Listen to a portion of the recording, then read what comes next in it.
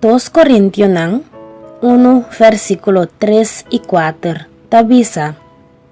Bendicioná sea el Dios y Tata de nos Señor Jesucristo, y Tata de misericordia y Dios de tur consuelo, quien de ta consolanos de turnos aflicción, pa asnanos también por consolar esnan cuta de cualquier aflicción, que mes un consuelo, que Dios a consolanos cune.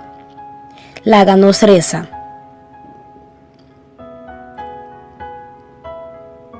Dios de tur consuelo, nos te llega cerca bo ave mainta, pa pedir bu consuelo que aboso por duna. Nos ta beig bo dilante ave y reconoce bo majestad y bo dominio riba nos vida. Tabo ta Dios, tabo tin tur poder, bota mira con nos mes a complicarnos vida, oh Dios. Bota mira con nos no tin fuerza pa seguir más. Bota mira con quebrarnos corazón ta. Bota mira tur e maldad nan que enemigo a plania riba nos familia. Oh Dios, abosa. Nos vida ta llena con estrés y llena con rabia. Turcos ta nos malo. Turcos ta sali robes.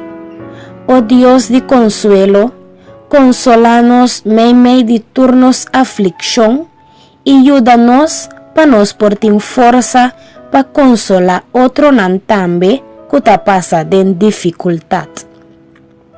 Danki pa escuchanos, oh Dios de paz, dúnanos bo gracia y bo paz y líbranos de en nombre de Jesús. Amén. Oh sí, Señor, escúchanos. Y Cristo nos dijo, orad siempre, siempre, porque la respuesta está en la oración.